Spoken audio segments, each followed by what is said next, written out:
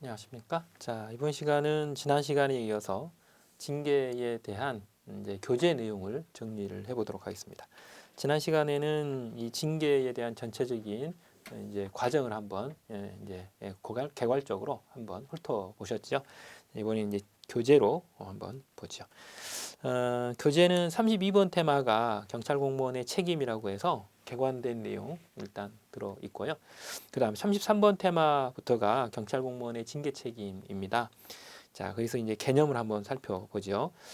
개념 보시면 공무원의 의무 위반이 있는 경우 또는 비행이 있는 경우 공무원의 내부 관계의 질서를 유지하기 위하여 특별 권력 관계에 의해 국가의 사용자로서 국가가 사용자로서의 지위에서 과하는 제재를 우리는 징계라고 말합니다. 그래서 이때 의무 위반 행위에 대해서 과해지는 벌을 징계벌이라고 우리가 표현하죠. 일단 이제 목적을 보시게 되면 특별 권력 관계의 내부 질서 유지입니다. 물론 이제 이 예전 용어를 그냥 쓴 내용이죠. 오늘날 이제 관계로 바꿔서 설명한다면 특별행정법 관계의 내부 질서 유지 이렇게 되면 오늘날 용어가 될 것이고요. 이제 연역적으로 본다면 특별 권력 관계 이렇게 사용할 수 있습니다. 그다음 성격을 보시게 되면 경찰관에 대한 징계 처분은 경찰관청의 권력적 의사표시로서의 법 집행 행위인 경찰 처분의 하나입니다. 여기서 가장 중요한 것은 경찰 처분이라는 거예요. 처분의 동그라미, 처분성이 있어요. 만약 여기서 처분성이 인정되지 않는다면 행정소송 갈 수 있어요, 없어요? 못 가요. 처분성 인정돼야만 가는 거예요. 처분성 인정되는 이유가 뭐라고 돼 있죠? 앞에 이 경찰 공무원에 대한 징계 처분도 경찰관청의 권력적 의사표시로 인해서 법 집행 행위인 것이고 그것으로 인해서 상대방인 경찰 공무원에게 불이익 처분이 있죠. 그렇기 때문에 이것도 하나의 처분으로 보는 겁니다. 즉 권리 의무 변동과 관련된 부분 혹은 신분의 변동이 있기 때문에 결과적으로 처분성이 인정이 된다라고 하는 겁니다. 이제 행정법적으로는 상당히 의미가 있는 그런 부분이죠.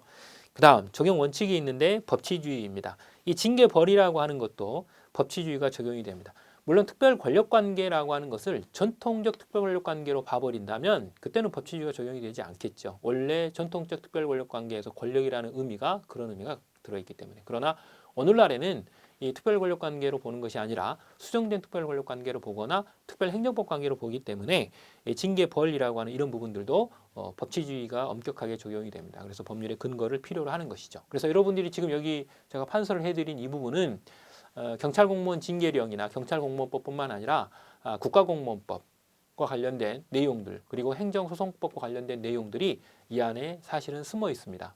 그래서 그런 것에 근거를 두고 여러분들에게 판서를 해드린 그런 내용이고요.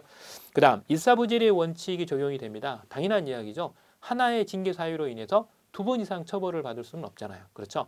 그렇기 때문에 일사부재의 원칙이 적용이 되는 거고요. 그 다음 징계 사유에 대해서 봅니다. 징계 사유를 보시면 공무원은 쌍가로 1, 2, 3의 어느 하나에 해당하면 징계 의결을 요구해야 하고 그 징계 의결의 결과에 따라 징계 처분을 해야 한다라고 되어 있어요. 여기서 이제 포인트가 하나 있는데 징계 의결을 요구하여야 한다라고 하는 거죠. 중간에 들어있죠. 징계 의결을 요구하여야 하고 의결이 되면 징계 처분을 집행해야 되는 겁니다. 그렇기 때문에 앞에서 말씀드렸던 것처럼 이 징계권자가 징계 사유에 해당이 된다라고 했을 때 징계위원회 해부하는 것은 기속행위예요. 이건 재량으로 가지 않습니다. 주의하셔야 된다라는 거죠.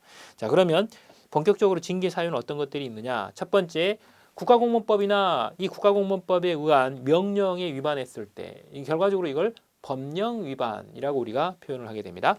그 다음 두 번째, 직무상 의무에 위반하거나 혹은 직무를 태만히 하거나 한 때입니다. 즉 의무 위반, 직무 태만이라고 우리가 표현을 하는 부분이죠.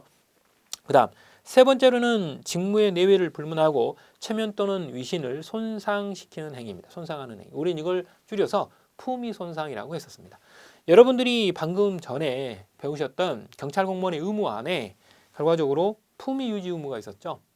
바로 그 부분을 위반한 경우가 바로 이 부분입니다. 그래서 품위를 손상하는 경우라고 하는 것이죠.